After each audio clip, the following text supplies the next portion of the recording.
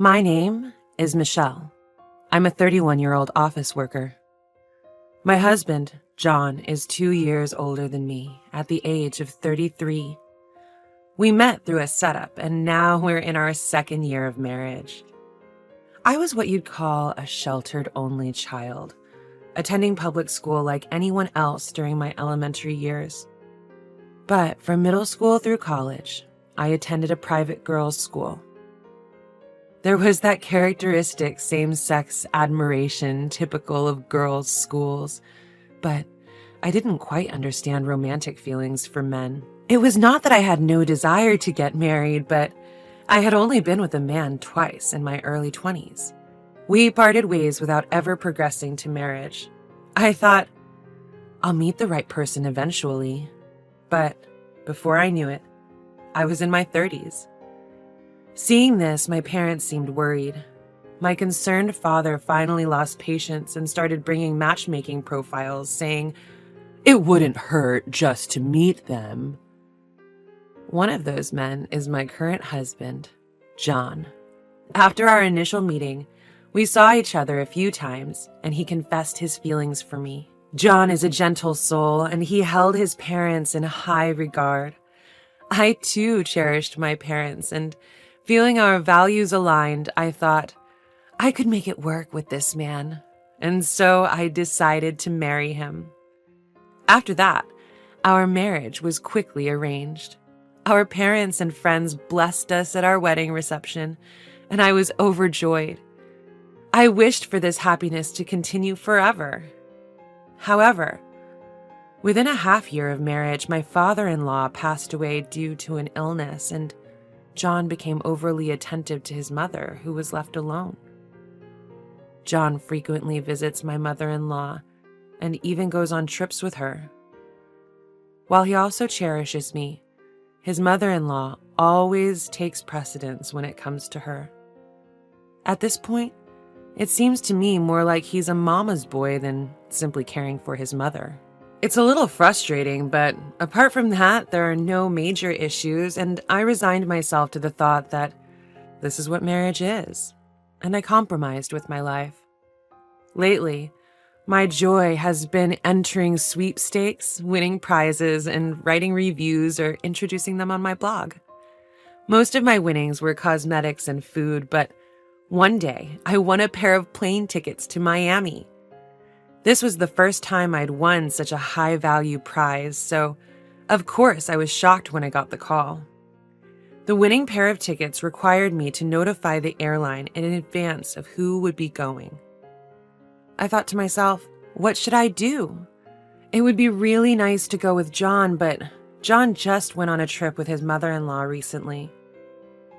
Considering that John often travels within his own pocket money, I decided to gift the tickets to my parents this time. I immediately went to my parents' house and told them the news. Guess what? I won a trip to Miami. Why don't you guys go, Mom and Dad? Oh my, when was the last time we had an overseas trip, dear? Hearing my mom's words, she was overjoyed. However, Dad didn't seem as enthusiastic. I have work commitments. Dad, didn't you say you still have some paid leave left? It's a busy season for our industry, and as the department head, I can't really take time off. Michelle, if you can manage to get leave, why don't you and Mom go instead? I see. Well, it's a great opportunity, so why not? Having been turned down by my dad, I decided to broach the topic of leave with my boss the next day. Fortunately, it was a quiet period at work, and I got permission easily. I promptly contacted the airline to let them know Mom and I would be going. And after work, I stopped by a bookstore at the station to buy a guidebook on Miami. I headed home with my head full of dreams about the trip. When I arrived near the house, I noticed the lights were already on. John must have returned home already, I need to hurry with dinner, I thought. But when I opened the door, it wasn't John's shoes I saw in the entrance, but a familiar pair of women's shoes. Michelle, what do you think you're doing leaving the house empty until this late? Oh, mother-in-law, I didn't know you were here. This is not about whether I was here or not. It's time for John to come home. Normally, you would be preparing dinner and a bath to welcome your husband home. Don't you have any sense of your responsibilities as a wife? My mother-in-law lives nearby and has a spare key that John gave her. I understand she's lonely since her husband passed away, but her unannounced visits and assumption of making herself at home do not sit well with me. Moreover, my mother-in-law subscribes to the old-fashioned notion that a wife should serve her husband's family, and she doesn't seem to like the fact that I work. Each time we meet, she nags or throws snide comments my way, so I find it hard to warm up to her. Well, what's with the sour face? And that bag? Did you take a detour instead of coming straight home? What a useless wife. Show me what you bought. What are you doing? Stop it. Ignoring my protest, my mother-in-law snatched the bag with the guidebook in it. What's this? Are you guys going to Miami? How extravagant. No, this is a prize I won. I'm giving it as a gift to my mother. Well, nobody told me about this. As my mother-in-law and I were arguing, John arrived home. I'm home. What's going on here?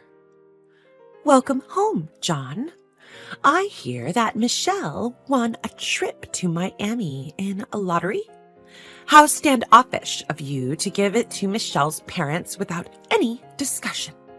I would have loved to go. A trip? To Miami? I wasn't informed either. I thought I'd present this to my parents this time.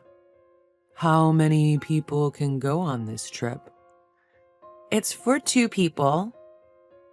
Well, you should have told me beforehand.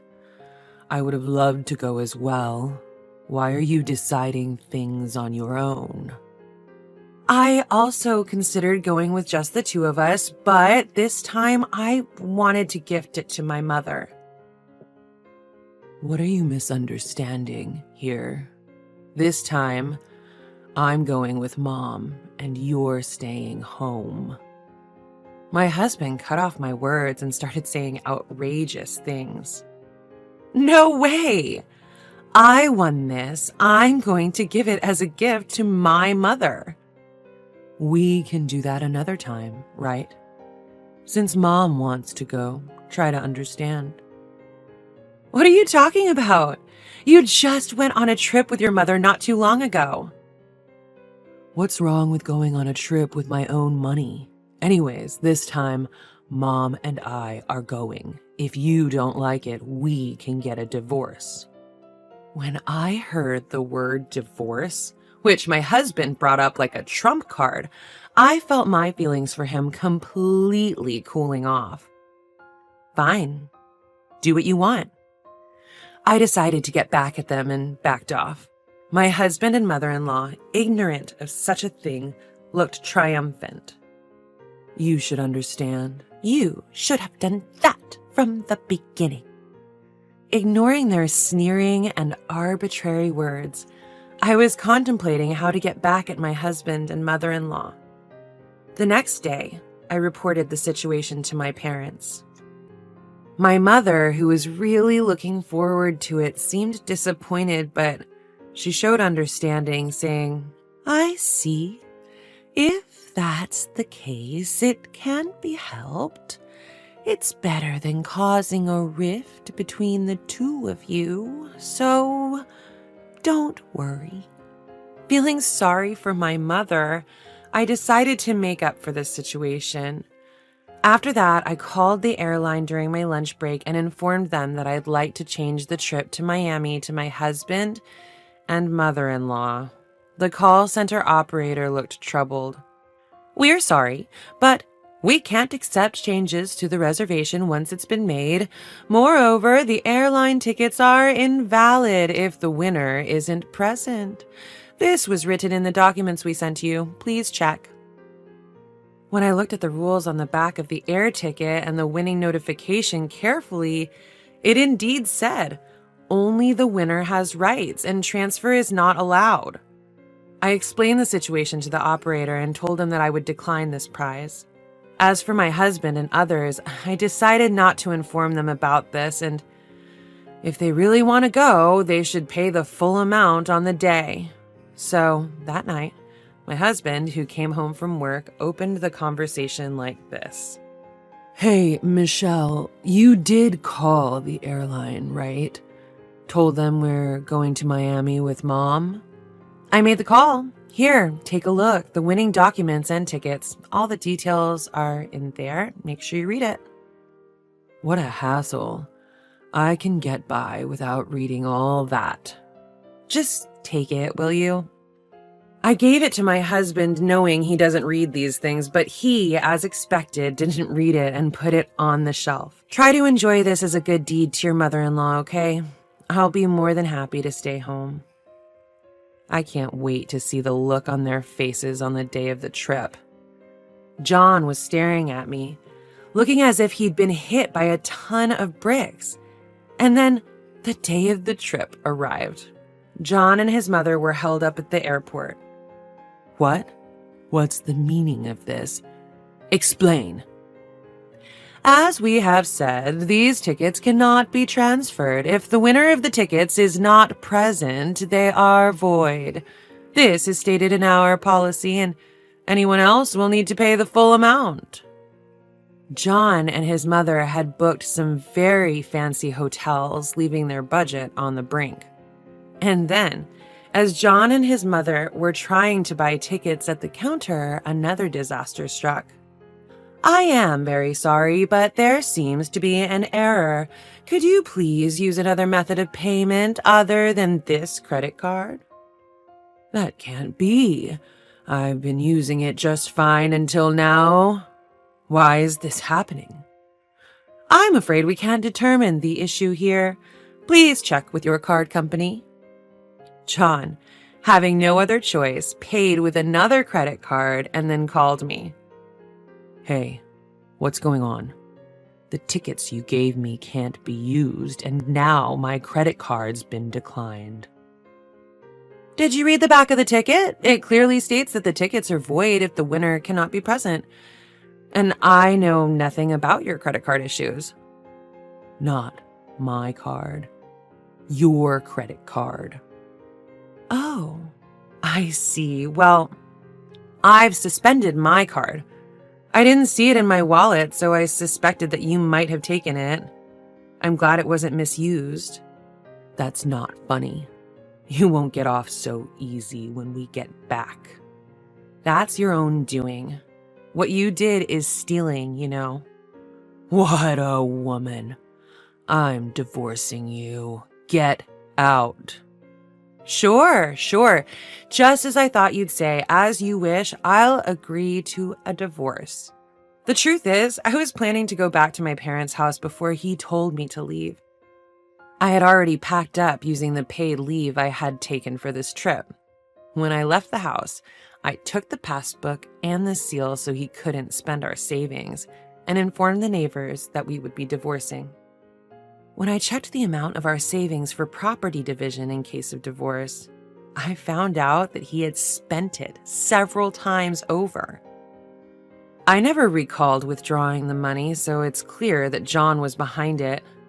When cross-referencing with my daily blog posts, the day the money was withdrawn coincided perfectly with when John and my mother-in-law were on vacation. I reported to my parents about being approached for a divorce by John, that he had taken my credit card, and he had gone on a trip with my mother-in-law using our joint savings. Upon hearing my story, My parents gradually grew stern. I can't believe John would do such a thing. I'm sorry. It's my fault for setting up the arranged date. My dad bowed his head in apology to me. He seemed quite angry with John. This is my responsibility. Leave the rest to me. Actually, my dad is a director at the parent company of John's company, and he occasionally conducts audits. This time, although someone else was supposed to go, my dad rearranged his schedule on short notice to audit John's company. There, he invited John's superior, who is an executive at the subsidiary, for a meal. Given that the position of director at the parent company is higher than that of the president of the subsidiary, John's superior was trying hard to appease my dad while breaking into a cold sweat. My dad told John's superior about me at the meal. Actually, my daughter is going to get divorced. It seems that there were troubles due to the husband's excessive attachment to his mother. I would have told her to endure it if it were just that, but it seems he also took out my daughter's credit card without her permission and even dipped into her savings. I couldn't tell her to get back together with him. By the way, the son-in-law, former son-in-law, I suppose. He's your subordinate, isn't he? How's his work attitude lately? I hear it's a busy period, but I haven't seen him around. Upon hearing my divorce story from my dad, John's superior, who had a bad feeling about it, decided to investigate John. John, being the son-in-law of the parent company's director, was a well-known fact in his company, and he was somewhat favored, so it would likely reveal quite a bit if scrutinized. I am arranging for a lawyer introduced by my dad to handle the divorce procedures and will soon be sending a written confirmation including the issue of alimony and property division. John told me that he wouldn't let it slide, but it seems that it won't slide for John and his mom after they return from Miami. And sometime after John and my mother-in-law returned from Miami, John came to visit my parents' house. Michelle, what's this certified mail all about? I'm broke. I can't afford to pay any alimony. And what's this property division? It's just a marital spat. There's no need to go this far. I apologize, so please come back. What are you saying?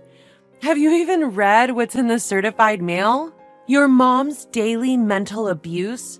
Not to mention dipping into our savings and trying to use my credit card without my permission? There's no way we can make amends, right? Please don't say that. Since you left, it's been rough on both Mom and me. Really? For instance, are you getting cold stares from the neighborhood women? Or, has there been a big problem at work? John seemed to stiffen at my words. I guess I hit the mark. How did you? Who knows? Why do you think that is? If you think about what you've done, you might get it. There's no way I could get back together with you, and I'll have you pay what needs to be paid. Prepare yourself. Also, please go through the attorney from now on. If you continue to linger, I'll report it to the security company. When I mentioned the security company, John finally backed down and left dejectedly. Actually, everything that John came crying about was something that my dad and I had set up. Before returning to my parents' house, I visited the neighbors and told them I was kicked out of the house after my mother-in-law and husband stole the plane tickets I won in a lottery. I must say, my performance was incredibly convincing given my drama club experience from my student years. Apparently, ever since my husband and mother-in-law returned from their trip in Miami, they've been the subject of whispers and gossip in the neighborhood. My mother-in-law was embarrassed to find out from a local busybody that she was being avoided because she'd heard, "You took your daughter-in-law's winning travel tickets and kicked her out, didn't you? What happened next? You must tell me everything." From this, at my husband's company, my father had an investigation carried out. It turned out that my husband, who was the son-in-law of a department head in the parent company, was using his position to do whatever he wanted. He took time off during busy periods to travel with his mother-in-law, repeatedly showing up late or leaving early. Not only that, but he was also found to be embezzling company funds. Given the circumstances, he was fired, and the company declared to all its employees that it would no longer show preferential treatment to family members of those in the parent company. Thanks to the lawyer hired by my father, my divorce proceedings went smoothly and I officially divorced my husband. I was finally able to return to being single. The savings my husband had squandered were split evenly according to the amount before he began dipping into them, and I received a decent amount of compensation. The daily records I had kept in my blog were recognized as evidence of his emotional abuse. I felt very refreshed after getting my revenge on my husband and mother-in-law.